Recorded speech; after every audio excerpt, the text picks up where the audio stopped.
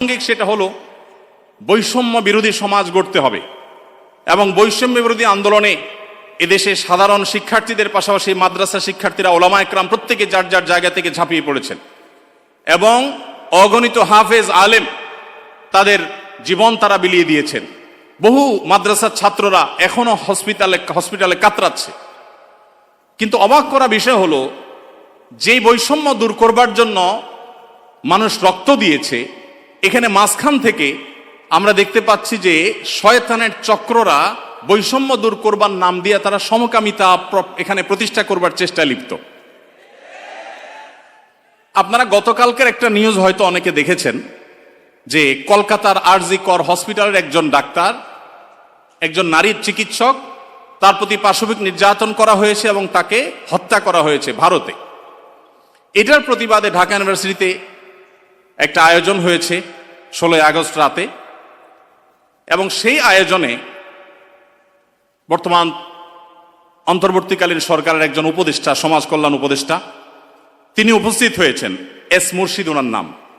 তিনি সেখানে উপস্থিত হয়ে তাদেরকে বলেছেন যে তোমরা কিছু দাবি দাওয়া পেশ করো, কিছু দাবি দাওয়া দাও তোমরা, যে দাবি দাওয়াগুলো বাস্তবায়নের জন্য আমরা ঝাঁপায়ে পড়ব।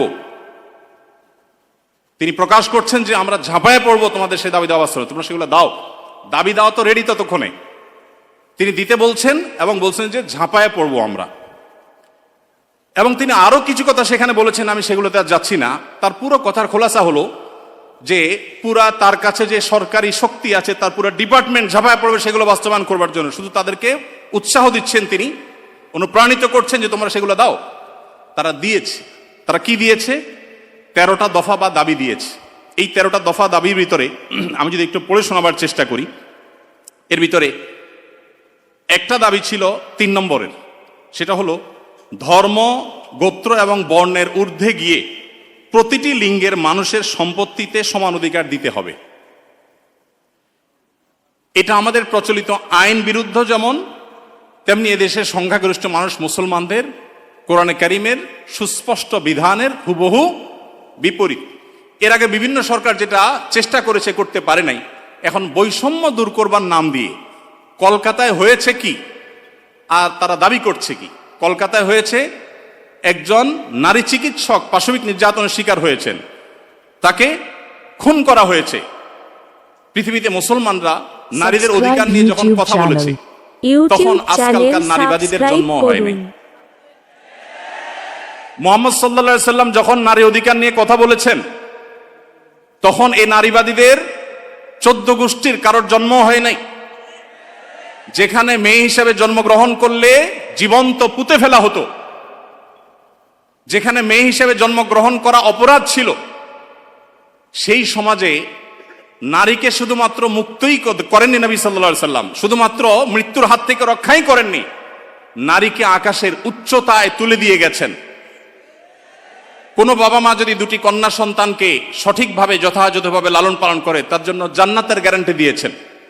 তার বিপরীতে 1 ডজন ছেলে সন্তান পালন করলেও এই সুসংবাদের কথা নবী সাল্লাল্লাহু আলাইহি সাল্লাম বলেন নাই।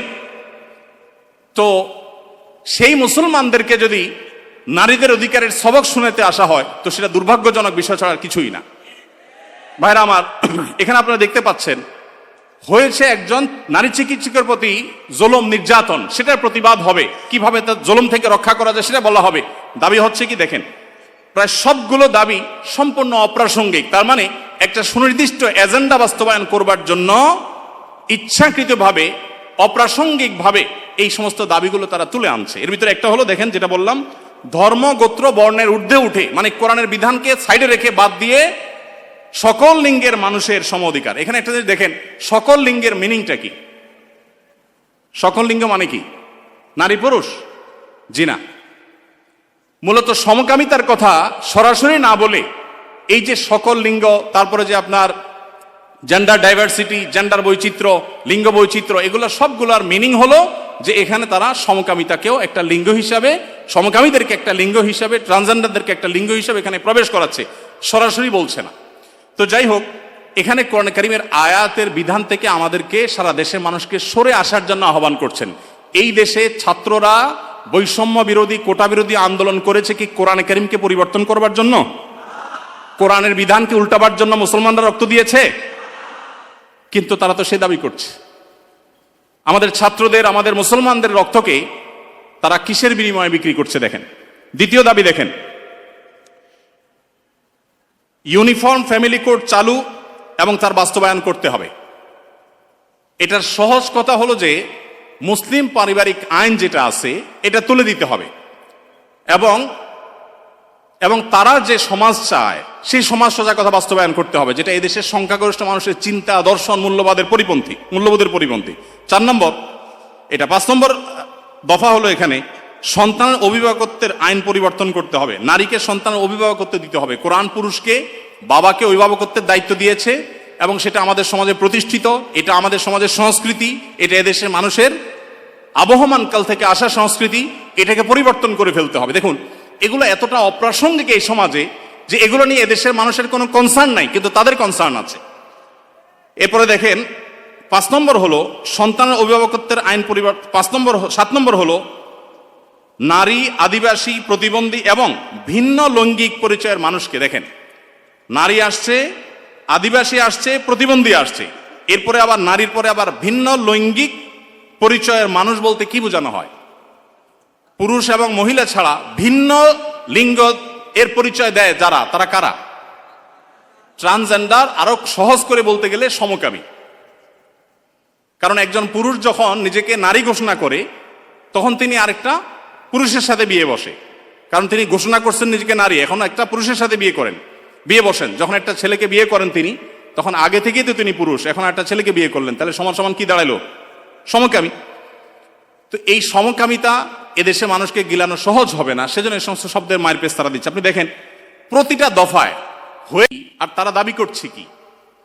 তো এই যে ব্যাপারটা দেখেন, এখানে তারা বলছে যে নারী, আদিবাসী, প্রতিবন্ধী এবং ভিন্ন লৈঙ্গিক পরিচয়ের মানুষদের প্রতিনিধিত্বের জন্য যৌক্তিক অনুপাতে কোটা বরাদ্দ দিতে হবে। যে কোটা বিলুপ্তির জন্য এত কিছু, সেই ছাত্রদের করা সরকারের উপদেষ্টা এখন কোটা চাচ্ছেন সমকামীদের জন্য। বলেন, এই মানুষগুলো যারা শারীরিকভাবে সুস্থ সবল, তারা নিজের মেধায় তো লড়তে পারেন, কিন্তু এখানে নারীদের জন্য শুধু কোটা চাচ্ছেন তিনি তা না, তিনি ভিন্ন লৈঙ্গিক পরিচয় ধারণকারী মানুষদের অর্থাৎ সমকামীদের জন্য তিনি কোটা চাচ্ছেন। সমকামীদের শুধু বৈধতা দেওয়ার কথা বলছেন না, তাদের জন্য কোটা রাখার দাবি করা হচ্ছে। আচ্ছা দেখেন, এরপরে আমরা দেখতে পাচ্ছি যে 8 নম্বর যে দাবি, সে দাবিতে লেখা আছে যে বলা হয়েছে যে 1860 সালের গর্ভপাতের আইন বাতিল করতে হবে। নারীকে গর্ভপাতের পরিপূর্ণ স্বাধীনতা দিতে হবে। মানে জেনা ব্যভিচার হবে, অসামাজিক কার্যকলাপ হবে, মনে চাইলে গর্ভপাত করবে, এই বিষয়গুলো ইজি করে ফেলতে হবে, সোজা কথা। তো গর্ভপাতের মাধ্যমে যে ভ্রূণ হত্যা করা হয়, এটা কি হত্যা না? হত্যা না? তো মানবতার ধ্বজাধারীরা দাবি করছেন কিসের? যে একটা মানব ভ্রূণ হত্যা করার অনুমতি দিতে হবে, স্বাধীনতা দিতে হবে। এ দাবি করছেন কারা? মানবতার সবক দেয় যারা আমাদেরকে সকাল বিকাল, তারা। ভাইরা আমার, এরপর আপনি দেখেন কলকাতায় ঘটেছে কি, একজন নারী চিকিৎসকের উপরে জুলুম হয়েছে, আর তারা চাচ্ছে কি যে কোনো নারী যে কোনো জায়গায় গর্ভপাত করতে পারবে, পারমিশন চাচ্ছে। তার মানে যত রকমের অবৈধ সম্পর্ক আছে, জেনা ব্যভিচার আছে, এগুলো করে যাতে কারো টেনশন করতে না হয়, সে রাস্তা যাতে সুগম হয়, সেটা তারা চাচ্ছে। কলকাতা হয়েছে কি আর তারা দাবি করছে কি? আচ্ছা, এরপরে দেখেন 9 নম্বর দাবি করেছে তারা, নারী এবং লৈঙ্গিক বৈচিত্র্যের মানুষের জন্য সমান কর্মসংস্থানের সুযোগ দিতে হবে এবং নিরাপদ কর্মসংস্থানের নিশ্চয়তা দিতে হবে। তার মানে নারী এবং লৈঙ্গিক বৈচিত্র্যের মানুষদের কথা বলা হচ্ছে এখানে। পুরুষ তো আছেই, মহিলা পুরুষের বাদে আবার বিভিন্ন লৈঙ্গিক পরিচয়ের ধারণকারী মানুষদের জন্য কর্মসংস্থানে বিশেষভাবে তাদের জন্য সুযোগ দিতে হবে, পরিবেশ করতে হবে। তার মানে কি নারী পুরুষ ছাড়া আর কি আছে? ট্রান্সজেন্ডার বা সমকামী। যদি আপনি বলেন না আমি এখানে তৃতীয় লিঙ্গ বুঝেছি, তাহলে তৃতীয় লিঙ্গ বলতে আপনার সমস্যা কি? লৈঙ্গিক বৈচিত্র্য শব্দ বলতে কতগুলো অক্ষর ব্যবহার করতে হয়েছে, উচ্চারণ করাও তো একটু কঠিন। আপনি তৃতীয় লিঙ্গে বলতে সমস্যা কোথায়? হিজড়া বলতে যদি আপনি না চান, না বললেন। তৃতীয় লিঙ্গ তো আমাদের দেশের স্বীকৃত ভাষা, সংবিধানের ভাষা, তাহলে সেটা ব্যবহার করতে অসুবিধা কোথায়? তার মানে এটা তাদের উদ্দেশ্য না। আমি তো দায়িত্ব নিয়ে বলতে পারি এটা তাদের উদ্দেশ্য। তাদের উদ্দেশ্য হলো সমকামী বা ট্রান্সজেন্ডারদেরকে তারা সমাজে প্রতিষ্ঠা করবার অপচেষ্টায় লিপ্ত।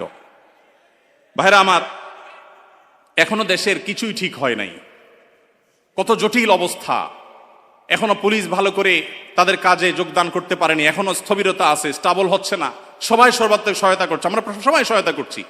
এই শুরুতে এসেই দেখেন তারা একটা পর একটা দফা দিচ্ছে এবং সেখানে এদের দফার সাথে দফা দেওয়ার জন্য, দাবি দেওয়ার জন্য উপদেষ্টা মহোদয় তাদেরকে বলছেন এবং বলছেন ঝাঁপিয়ে পড়বেন তিনি এই দাবিগুলো বাস্তবায়ন করবার জন্য। এরপরে 10 নম্বর দাবি দেখেন, প্রতিটি ভিন্ন ভিন্ন লৈঙ্গিক পরিচয়ের মানুষের রাষ্ট্রীয় পরিচয়পত্রে তার লৈঙ্গিক পরিচয়ের স্বীকৃতি থাকতে হবে। তার মানে পুরুষ, মহিলা, ট্রান্সজেন্ডার বা সমকামী এটা থাকতে হবে। পুরুষ মহিলা তো আছেই, তাহলে প্রতিটি লৈঙ্গিক পরিচয় ধারণকারী মানে কি বুঝাচ্ছেন আপনি? আপনি বলেন যে পুরুষ, মহিলা, হিজড়া বা তৃতীয় লিঙ্গ, এটা তো হয়ে যায়, কিন্তু প্রত্যেকটা মানে কি? প্রত্যেকটা লিঙ্গ পরিচয় ধারণকারী মানুষের মিনিং হলো এটা। বিগত আমলে আমাদের স্কুলে, এমনকি আলিয়া মাদ্রাসার পাঠ্যপুস্তকে যে পাতায় পাতায়, লাইনে লাইনে, পৃষ্ঠায় পৃষ্ঠায় যে সমকামিতার কুশিক্ষা, এই অপসংস্কৃতি এবং বস্তাপচা সস্তা এই চিন্তাধারা এবং বিকৃত ব্যবস্থাপনাকে যারা এই সমাজে পুশ করার চেষ্টা করছে, আমাদের সমাজে এর বাইরে হাজারটা বিষয় আছে, সেগুলো নিয়ে তাদের কোনো মাথা ব্যথা নেই। আবার সেই একই জিনিসের পদধ্বনি আমরা এখনই শুনতে পাচ্ছি।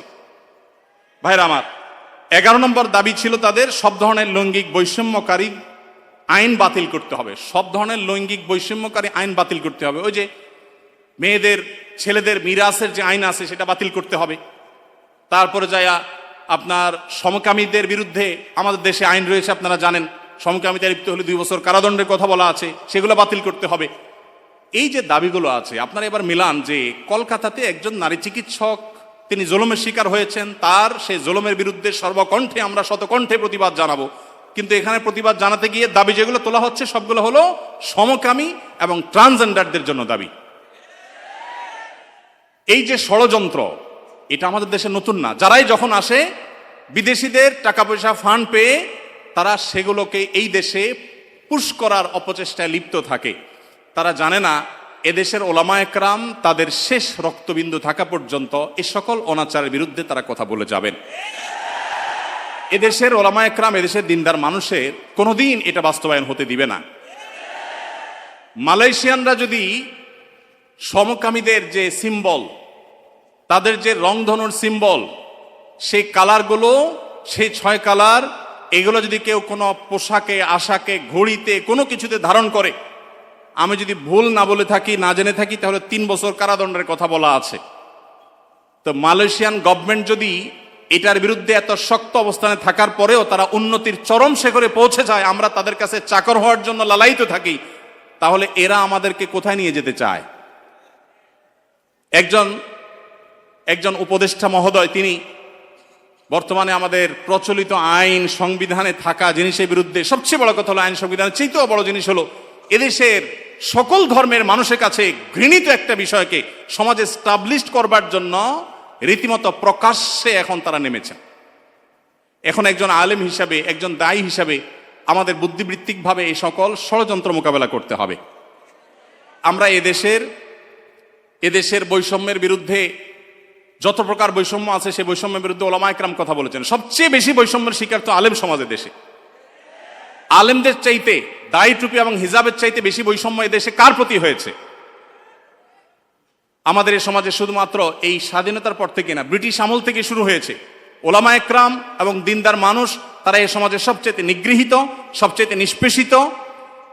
একটা বাজেট ঘোষণার পর বাজেট নিয়ে কেমন বাজেট হয়েছে, বাজেট ভাবনা জানতে চায় বিভিন্ন মিডিয়াগুলো, আপনি জানেন। টকশো যেরকম হয়, অনেক সময় দেখা যায় বাহিরে তারা সাধারণ মানুষের, জনমানুষের বাজেট ভাবনা তারা জানতে চায়। একজন রিকশাওয়ালাকেও জিজ্ঞাসা করে, রিকশাওয়ালা ভাই, এই যে বাজেট সম্পর্কে আপনার কোনো মন্তব্য আছে কিনা? কিন্তু আপনারা অবাক হবেন, আজ পর্যন্ত বাজেট নিয়ে কোনো আলেমের বক্তব্য কোনো মিডিয়া আমার জানা মতে জানতে চাই নাই, যে আলেমদের ভাবনা কি। আলেমদের কোনো ভাবনা থাকতে পারে না? এদেশের 3.25 লক্ষ মসজিদ, 3.25 লক্ষ মসজিদের প্রত্যেকটা মসজিদে যদি 150 করে মুসল্লি থাকে, তাহলে 3.25 লক্ষ মসজিদের ইমাম সাহেবরা, আলেমরা, তারা কমপক্ষে 4 কোটি মানুষের নেতৃত্ব দিচ্ছেন। এত বিশাল জনগোষ্ঠীর মানুষকে ইগনোর করতে করতে করতে করতে আপনারা একেবারে দেয়ালে পিঠ ঠেকিয়ে দিয়েছেন। সময় তো ভাইরা আমার, আপনারা দেখেছেন আজকের ঘটনা যে ঢাকা বিশ্ববিদ্যালয়ের একজন শিক্ষক তিনি রমজান মাসে বিশ্ববিদ্যালয়ের শিক্ষার্থীদেরকে বিশ্ববিদ্যালয় আঙ্গিনায়, যে বিশ্ববিদ্যালয়ে জায়গা দান করেছে একজন মুসলমান নবাব, যে বিশ্ববিদ্যালয় চলে বেশিরভাগ মুসলমানদের করের টাকায়, সেই বিশ্ববিদ্যালয় মুসলমানদের জায়গায় মুসলমানদের টাকা, বেশিরভাগ মুসলমানদের টাকা যেখানে, সেখানে সেই প্রতিষ্ঠানে কোরআনে কারীম তেলাওয়াত করা হয়েছে। তার জন্য শোকজ যিনি জারি করেছেন, তাকে আজকে শিক্ষার্থীরা যে কোরআনে কারীমের তেলাওয়াত শুনিয়েছেন তার কক্ষে গিয়ে, আপনারা দেখেছেন। অবাক করা বিষয় কি জানেন, এদেশের এক শ্রেণীর মিডিয়া এটাকে নিয়ে সমালোচনা করে বলছে যে জোর করে কোরআন শোনানো তো ঠিক না। নীতিবাক্য শুনেছেন? জোর করে কোরআন শোনানো ঠিক না, মনে হয় যে জোর করে আয়নাগরে নিছে। যারা জোর করে আয়নাগরে নেওয়ার বিরুদ্ধে কোনোদিন একটা শব্দ বলতে পারে নাই, তারা এখন আল্লাহর কালাম শুনাইছে একজন মুসলমান দাবিদার মানুষকে, কোনো হিন্দু কেউ শোনায় নাই, সেটার বিরুদ্ধে তারা প্রতিবাদ করতেছে জোর করে কোরআন তেলাওয়াত করা শিখবে। তাহলে জোর করে কোরআন তেলাওয়াত বন্ধ করা ঠিক আছে? রমজানে যখন কোরআন তেলাওয়াত করতে দেওয়া হয় নাই, সেখানে শোকজ জারি করা হয়েছে, সেটা ঠিক ছিল? তাহলে তুমি নিজের বেলায় খুব অধিকারের পরে সোচ্চার, অন্যের বেলায় একেবারে সোচ্চার না। দেখুন, আমাদেরকে মানবাধিকারের কথা বলা হয়, আমরাও মানবাধিকারের কথা বলি, কিন্তু আমরা মানবাধিকার বলতে মিন করি একটা, ওরা মানবাধিকার বলতে মিন করে সমকামিতা, সমকামীদের অধিকার। আমরা বৈষম্য বিরোধী বলতে চাই সমাজে হিন্দুদের প্রতি কোনো বৈষম্য হবে না, খ্রিস্টানদের প্রতি কোনো বৈষম্য হবে না, নারীদের প্রতি কোনো বৈষম্য হবে না, কারোর প্রতি কোনো বৈষম্য হবে না, হুজুর শ্রেণীপতির বৈষম্য হবে না। দাঁড়িয়ে আছে তাহলে সে চাকরির জন্য অনুপযুক্ত বিবেচনা করা হবে, দায়ের কারণে এই বৈষম্য হবে না। টুপি আছে, হিজাব আছে, সেজন্য সে ভার্সিটিতে চান্স পাবে না বা তার প্রতি বৈষম্যমূলক আচরণ করা হবে, এগুলো থাকবে না। এদেশে মানুষ এই বৈষম্য দূর করতে চায়, আর ওরা আছে এদেশে সমকামীদের অধিকার প্রতিষ্ঠা করে তথাকথিত বৈষম্য দূর করার জন্য। তো আমাদের বৈষম্য বিরোধী চেতনা আর তাদের বৈষম্য বিরোধী চেতনা এক না। আমাদের বলতে এখানে আমি হুজুর শ্রেণী কথা বলছি না, এদেশের সর্বস্তরের মানুষ যদি গণভোট নেওয়া হয়, সমকামিতাকে এদেশে অধিকার হিসেবে এই বিকৃত যৌনতা চর্চা করে আমেরিকাতে, পৃথিবীর উন্নত দেশগুলোতে যে পরিমাণ ধ্বংস ডেকে এনেছে, সেখানকার রাস্তা রাস্তা অভিভাবকরা নেমেছে প্রতিবাদ করবার জন্য। আপনার একটা ভিডিও, ভাইরাল একটা ভিডিও দেখেছেন, কোন একটা গণমাধ্যমের কোন একটা টকশো বা টেলিভিশনের কোন একটা প্রোগ্রামে বাবার সামনে তার ট্রান্সজেন্ডার একটা মেয়ে আসছে, দেখে ছেলে ছিল সে, সম্ভবত মেয়ে হয়ে গেছে, সে চিত্র দেখে বাবা যে হাওমাও করে কেঁদেছেন, গোটা পৃথিবীর মানুষের বিবেকে আঘাত করেছে। এই বিকৃত যৌনাচারের যারা প্রবর্তক, যারা এর ধ্বজাধারী, এরা ওই বিকৃত জিনিসটাকে আমাদের দেশে প্রবেশ করাবার অপচেষ্টায় লিপ্ত আছে।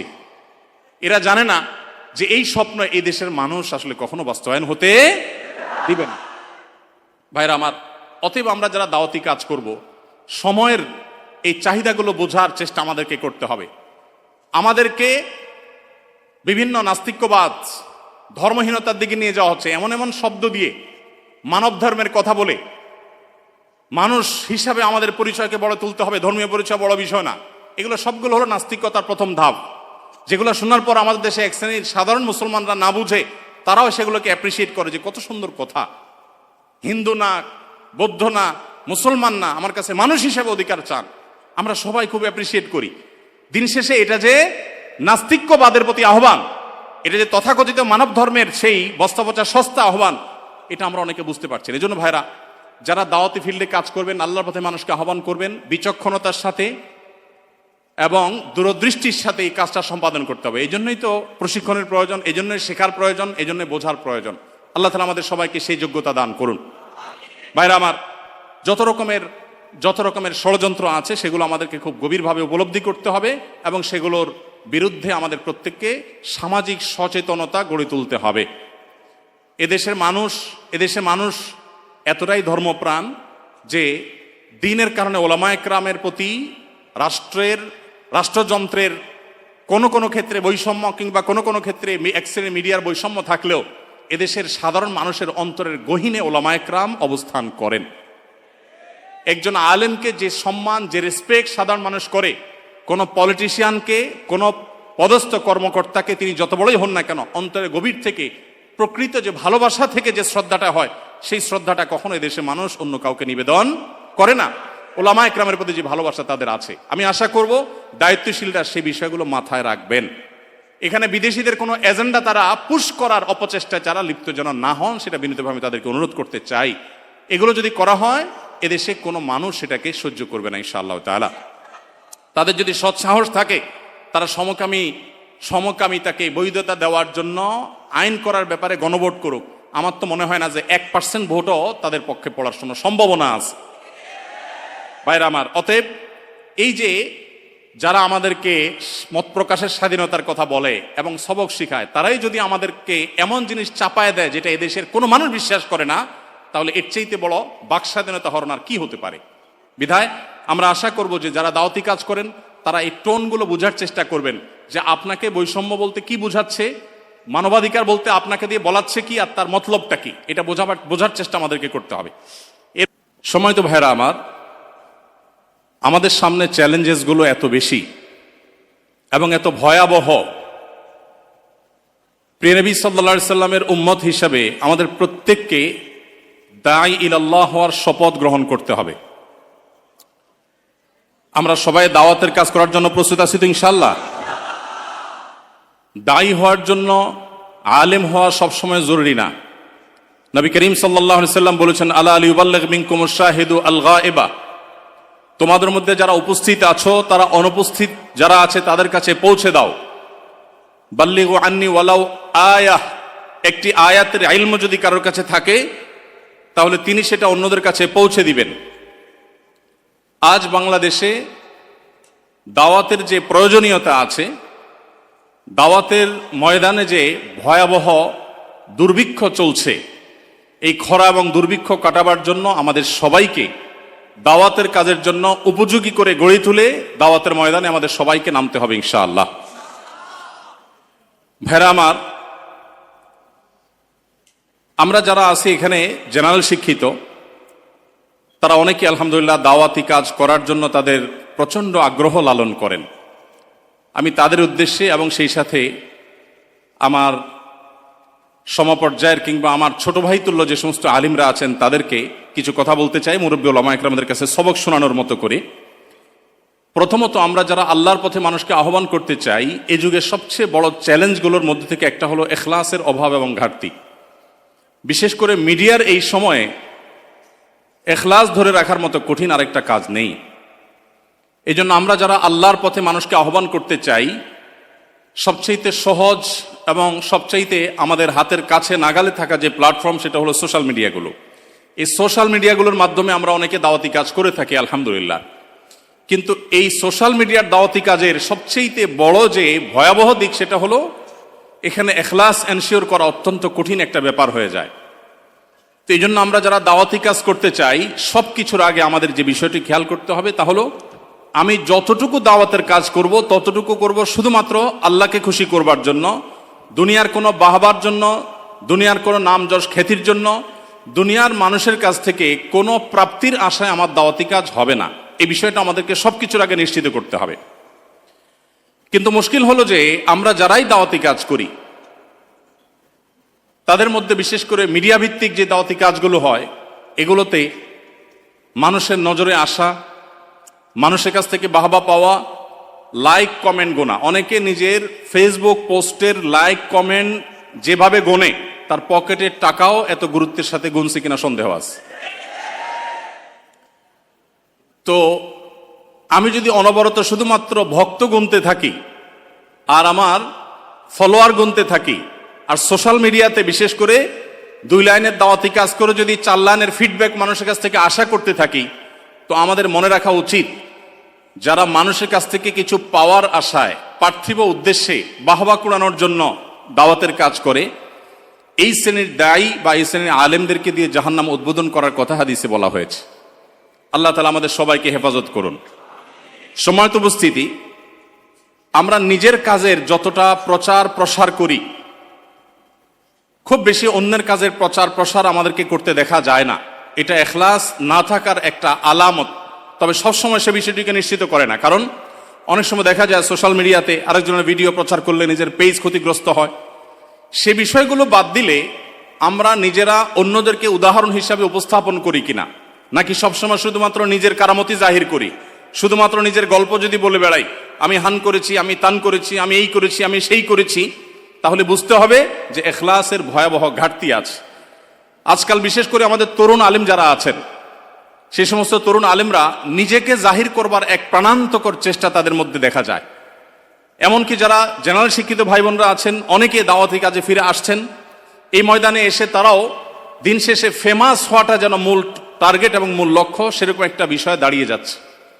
এই জন্য এত দায়ী আমাদের এই সময়ে, আমরা যদি আজ থেকে 30 বছর 40 বছর আগে চলে যাই, তাহলে এত দায়ী মুসলমান সমাজে ছিল না। এখন দায়ীর সংখ্যা যত বাড়ছে, কিন্তু ইখলাসের অভাবের কারণে এত দায়ী থাকা সত্ত্বেও সাধারণ মানুষকে আমরা দ্বীনের দিকে আনতে পারছি না, সাধারণ মানুষকে আমরা আল্লাহমুখী করতে পারছি না। আদর্শবাদী মুসলমান এদেশে সবচেয়ে কম। এদেশে মুসলমানদেরকে আমরা বলি তারা ধর্মপ্রাণ। ডক্টর খন্দকার আব্দুল্লাহ জাহাঙ্গীর রহমতুল্লাহ বলতেন যে আমাদের দেশে মুসলমানরা দুই প্রকার, একটা হলো সেকুলার মুসলমান আর একটা হলো রেগুলার মুসলমান। তো আমাদের দেশে সেকুলার মুসলমান বেশি নাকি রেগুলার মুসলমান বেশি? বুঝে শুনে কোনো মুসলমানের জন্য কোনোভাবে সেকুলার হওয়ার কোনো সুযোগ আদৌ আছে? কিন্তু এই ধারণা আমাদের অনেকের নাই। তো রেগুলার মুসলমান, সেকুলার মুসলমানদেরকে যদি রেগুলার মুসলমান বানাইতে হয়, আদর্শবাদী মুসলমান যদি বানাতে হয়, তাহলে আমাদের দাওয়া হতে হবে দাওয়া বিল ইখলাস। আল্লাহর পথে আহ্বান হবে শুধুমাত্র আল্লাহকে খুশি করবার জন্য। আর এটা প্রমাণ হবে তখন যখন আমি নিজের দিকে দাওয়াত না দিয়ে দাওয়াত দিব কোরআন এবং সুন্নাহর দিকে, দাওয়াত দিব আমি ইসলামের দিকে, দাওয়াত দিব নবী সাল্লাল্লাহু আলাইহি ওয়াসাল্লামের আদর্শের দিকে। এবং দাওয়াত আমি শুধু আমাকে দিয়েই দিব না, অন্য ওলামা একরামের বক্তব্য, তাদের লেখনী, তাদের বই পুস্তক, সেগুলো দিয়ে।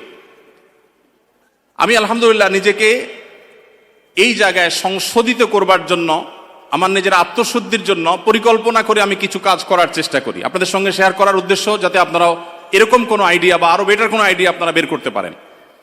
আমি চেষ্টা করি, আমার বাসায়, আমার অফিসে প্রচুর পরিমাণ বই থাকে এবং প্রচুর পরিমাণ বই আমার গাড়িতে থাকে। এখানে যে সমস্ত ওলামা একরাম আছেন তাদের অনেক বই কিনতে কিনতে আমার ফতুর হওয়ার দশা। 10টা 20টা 30টা করে করে সবসময় কিনে রাখি আমি। যে আসে কোনো একজন মেহমান, তাকে একটা বই দেওয়ার চেষ্টা করি।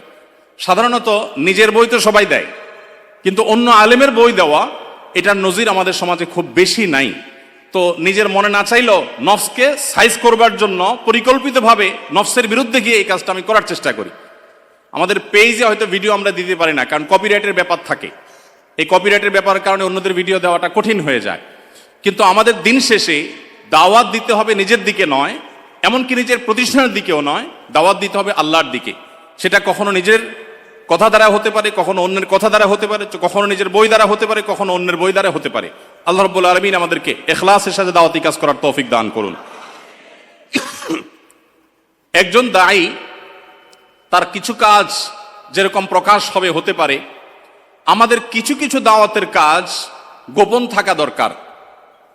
আমাদের সব দাওয়াতি কাজকে ঢোল পিটিয়ে আমরা প্রকাশ করা উচিত না। কিছু কিছু দাওয়াত থাকা উচিত, কিছু কিছু কাজ থাকা উচিত যেগুলা বাইনি ওবাইন আল্লাহ থাকবে।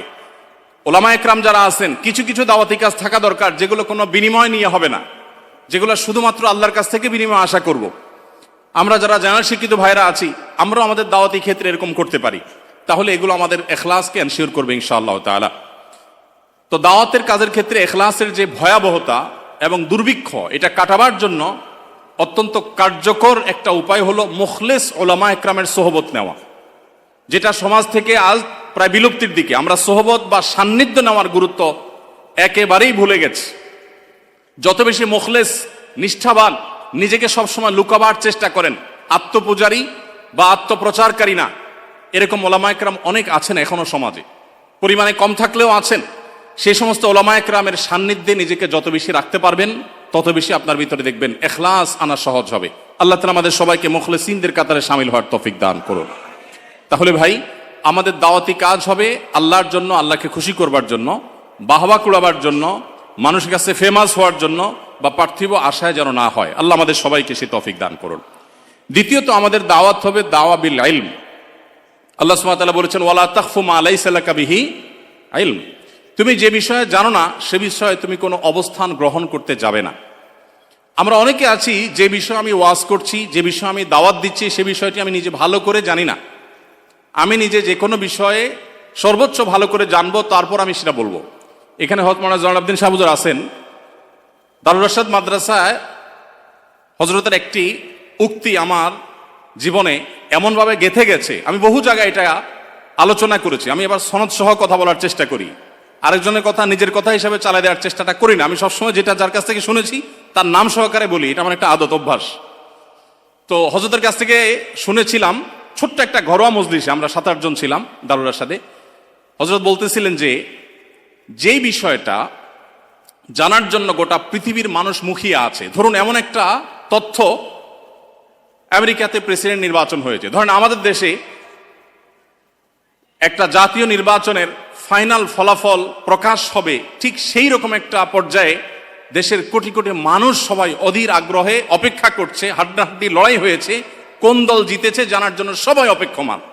এখনো কেউ জানে না, নিউজ প্রকাশিত হয়নি এবং কোনোভাবে ফাইনাল ক্যালকুলেশন করা যায়নি। এরকম একটা পরিস্থিতিতে সবার আগে আপনি তথ্যটা জানতে পেরেছেন যে কোন দল জিততে যাচ্ছে। এরকম একটা ইনফরমেশন যেটা জানবার জন্য কোটি কোটি মানুষ অধীর আগ্রহে অপেক্ষা করছে, কেউই আন্দাজ করতে পারছে না কি হতে যাচ্ছে, সেটি আপনি জেনে গেছেন। এই জিনিসটাও যখন আপনি মানুষকে বলতে যাবেন বা ফেসবুকে লিখতে যাবেন, তখন বলার সময় এমনভাবে বলার চেষ্টা করবেন যেন আপনি ছাড়া আরো মানুষরা জেনে থাকতে পারে। আপনি এমনভাবে সেটা প্রকাশ করবেন যে হয়তো আপনারা কেউ জেনেও থাকতে পারেন, আমি নিজে চোখে দেখেছি ফাইনাল ক্যালকুলেশন, যেটা মাত্র ঘোষণা হতে যাচ্ছে, পেপার প্রিন্ট আউট হয়ে গেছে, সিগনেচার হয়ে গেছে, সেটা এটা আপনারাও কেউ হয়তো জেনে থাকবেন। একজন দাঈ ইলাল্লাহ, আল্লাহর পথে আহ্বানকারী দায়িত্বশীল মানুষ, তার কথার ভিতরে এরকম বিনয় থাকবে। আর যদি আমি বলি এটা কোনো মায়ের পুত, কোনো বাপের পুত, বাপের জন্মে শুনে নেই, তাহলে এটা কোনো দাঈ বা কোনো আলেমের ভাষা হতে পারে না। আলেম যত বেশি জানবে তারপরও সে বলবে আল্লাহু আ'লাম বিস-সাওয়াব। আলেম যদি বলে যে এই কথা আমি বলেছি, আল্লাহর জমিনে কোনো মায়ের পুত, এটা উল্টানোর ক্ষমতা নাই, এটা কোনো আলেমের ভাষা হতে পারে না। আমরা অনেকে সোশ্যাল মিডিয়াতে দাওয়াতি কাজ করতে গিয়ে নিজেদেরকে ঠিক এইরকম পর্যায়ে নিয়ে যাই, এটা আমাদের উচিত না। প্রথমত আমরা যা বলবো সেটা জেনে বলবো, দ্বিতীয়ত আমাদের দাওয়াতের ভিতরে বিনয় থাকবে। আমাদের দাওয়াতি কাজ, বিশেষ করে ফেসবুকের দাওয়াতি কাজ যারা করেন, এই ফেসবুক মুজাহিদ বা ফেসবুক দায়ী যারা, তাদের বড় একটা অংশকে দেখা যায়, এখন দাওয়াতি কাজ মানেই তো হলো সোশ্যাল মিডিয়ার দাওয়াত সবচেয়ে বেশি। তো এইখানে যারা দাওয়াতি কাজ করে থাকেন, তাদের বড় একটা অংশ ধারণার উপরে ভিত্তি করে দাওয়াতি কাজ করেন, আরেকজনের কথাকে নিজের নামে চালিয়ে দেন এবং এটাকে কোনো দোষের কিছু মনে করেন না, যেটাকে ইন্তেহাল বা কালাম চুরি, আরেকজনের কথা চুরি করা বলা হয়, এটাকে কোনো দোষে কিছু মনে করা হয় না। তো দাওয়াতি কাজ যারা করবেন, তিনি যা জানবেন সেটাই শুধু বলবেন। আল্লাহ সুবহানাহু ওয়া তাআলা কোরআনে কারীমেও আমাদেরকে এই নির্দেশ করেছেন, তার নবী সাল্লাল্লাহু আলাইহি সাল্লামকে নির্দেশ করেছেন, বাল্লিগ মা উনজিলা ইলাইক, হে রাসূল আপনার কাছে যা নাজিল হয়েছে আপনি সেটার প্রচার করুন, মন গড়া কোনো কথা নয়। সো আমরা যেটা জানবো নিশ্চিতভাবে শুধু সেটার দাওয়াতি কাজ করব ইনশাআল্লাহ। তৃতীয়ত যে বিষয়টি আমাদের লক্ষ্য করা দরকার, তা হলো দাওয়াতের ভাষা হবে অত্যন্ত কোমল এবং নরম। মুফতির ফতোয়া আর দায়ের দাওয়া, দুইটার টোন একরকম হবে না। আমরা বেশিরভাগ মানুষ দাওয়াতি কাজ করতে যাই, বিশেষ করে সোশ্যাল মিডিয়াতে, সেটার মুডটা থাকে ঝগড়াটে মুড, মনে হয় যে আমরা ঝগড়া করতে নেমেছি। আমাদের দাওয়াতি কাজে যতটা না দরদ থাকে, তার চেয়ে বেশি থাকে জেদ। আমাদের দাওয়াতি কাজে যতটা না মমতা মাখা কথা থাকে, তার চাইতে বেশি থাকে হলো জাজমেন্টাল কমেন্ট। আমরা কাকে কখন কাফের বানাবো, কাকে কখন গোমরা ফতোয়া দিব, আমরা সেটা নিয়ে চিন্তিত। আমরা অন্যকে নিয়ে যতটা চিন্তা করি, আমাদের নিজেদের নিয়ে এতটা চিন্তা বা এর ধারে কাছেও নাই। আমরা অন্যের ব্যাপারে নিজের ব্যাপারে যত সুধারণা করি, অন্যের ব্যাপারে ঠিক উল্টা, অর্থাৎ তার চাইতে অনেক বেশি কুধারণা আমরা করি। আল্লাহ তাআলা আমাদের সবাইকে নেক হওয়ার তৌফিক দান করুন। ভাইরা আমার, এই পরিস্থিতির একটা বড় কারণ আছে, সেটা হলো 4 নম্বর কারণ। সেটা হলো আমরা যারা দাওয়াতি কাজ করি, বেশিরভাগ মানুষ দাওয়াত শেখা ছাড়া দাওয়াতি কাজ করি। আমি সবসময় বলার চেষ্টা করি যে আমরা তরুণ আলেম যারা আছি, অথবা জেনারেল শিক্ষিত ভাই যারা আছেন, সিনিয়র ওলামা একরাম, মুরব্বী, আল্লাহ ভীরু, মুত্তাকি, পরহেজগার, বিচক্ষণ, বিদগ্ধ, সময় সচেতন ওলামা একরামের সরাসরি সান্নিধ্য এবং তত্ত্বাবধান সবসময় থাকা উচিত। এই একটা জিনিসের অভাবে অনেক সম্ভাবনাময় দায়ী তারা অকালে হারিয়ে যান, তারা শেষ হয়ে যান। তাদের দ্বারা উম্মত অনেক বেশি উপকৃত হতে পারত, কিন্তু সেটা হয়ে উঠছে না। হঠাৎ করে তারা একেবারে অনেক বেশি চমকে উঠেন, আবার হঠাৎ করে তারা নিভে যান। এর অন্যতম কারণ হলো এই জায়গাটা। এজন্য আমি বিনীতভাবে আপনাদেরকে অনুরোধ করতে চাই, আল্লাহর ওয়াস্তে সোশ্যাল মিডিয়াতে যখন দিনের কাজ করবেন, কোরআন এবং হাদিসকে রিপ্রেজেন্ট করবেন, আল্লাহ এবং তার রাসূলের পথে মানুষকে আহ্বান করবেন, আপনার ভুলগুলো ধরার জন্য কোনো একজন বা একাধিক মুরব্বী যেন থাকে, যার কথা আপনি শুনবেন, যার সাথে আপনি পরামর্শ করবেন। আপনাদেরকে আমরা ক্ষুদ্র একটা তথ্য দিয়ে রাখি, আমরা আমাদের পেজে যে পোস্টগুলো করি, যে লেখাগুলো যায়, প্রত্যেকটা লেখা পাবলিকলি প্রকাশ করবার আগে, পাবলিশ করবার আগে আমাদের একটা টিম আছে, সেই টিমে আমরা দেই। প্রতিটা লাইন, প্রতিটা শব্দ সেখানে চুলচেরা বিশ্লেষণ হয় এবং সেখানে দেখা যায় আমার পেজে আমি লিখবো, আমি কোনো একটা বিষয় বলবো, একজন আমাদের সহকর্মী, একজন আলিম বা কোনো একজন গ্রুপের মেম্বার, তিনি বললেন না এটা উচিত হবে না, এটা চেঞ্জ করা উচিত বা এটা দেওয়া দরকার নাই, দেখা যায় তার কথাই আমাদেরকে মানতে হয়। অনেকে হয়তো মনে করেন যে র্যান্ডমলি বোধহয় লেখাগুলো আমরা দিতে থাকি, জি না, এত সহজ না। প্রতিটা লাইন, প্রতিটা শব্দকে আমরা মশওয়ারা ভিত্তিক বিশ্লেষণ করে তারপরে সেটা আল্লাহর উপর তাওয়াক্কুল করে আমরা দেওয়ার চেষ্টা করি, এরপরও কত ভুলভাল হয়ে যায়। তাহলে আমরা যারা নিজেকে স্বয়ং সম্পন্ন মনে করছি, আশরাফ আলী থানভী রহমতুল্লাহ আলাইহি বলতেন, जो अपने आप को मुस्तकिल बिज़ात समझता है वो मुस्तकिल बज़ात है। যে নিজেকে নিজে স্বয়ংসম্পন্ন মনে করে, যার কোনো মুরব্বীর প্রয়োজন নাই, যার কোনো গাইডের প্রয়োজন নাই, যে কোনো কারোর তত্ত্বাবধানের প্রয়োজনীয়তা অনুভব করে না, সে আসলে কখনো ভালো দায়ী হতে পারে না। এই জন্য ভাইরা, আমাদের এত দায়ী, এত হাজার হাজার আমাদের ফেসবুক মুজাহিদ, কিবোর্ড মুজাহিদ, এত বেশি আমাদের দাওয়াতি কাজ করা মানুষ আছে, কিন্তু কোয়ালিটি নেই। এর অন্যতম কারণ হলো যে দাওয়াতি কাজ আমরা শেখার চেষ্টা করি না। আমরা মানুষটা 2 টাকার কথা বলি 4 টাকা ওজনের। আমি মানুষটা যতটুকু আমি সে ওজনে কথা বলবো। আমাদের অনেক ভাইরা আছেন, তারা দেখা যায় সলিউশন দেন যে মুসলিম মিল্লাতের কি করা উচিত, গোটা বিশ্ব মুসলিমদের এই মুহূর্তে কি করা উচিত, এই সমাধান দিচ্ছেন কে? আমার মতো বাচ্চা ছেলে, দাওয়াতি ফিল্ডে নাবালেগ বাচ্চা ফতোয়া দিচ্ছেন বা সমাধান দিচ্ছেন যে গোটা পৃথিবীর মুসলমানদের এই মুহূর্তে কি করা উচিত, গোটা দেশের আলেমদের এখন কি করা উচিত, এটা গাইডলাইন করতেছেন একজন তরুণ, একজন এখনো পাকাপোক্ত হননি দাওয়াতের ময়দানে, এরকম একজন মানুষ।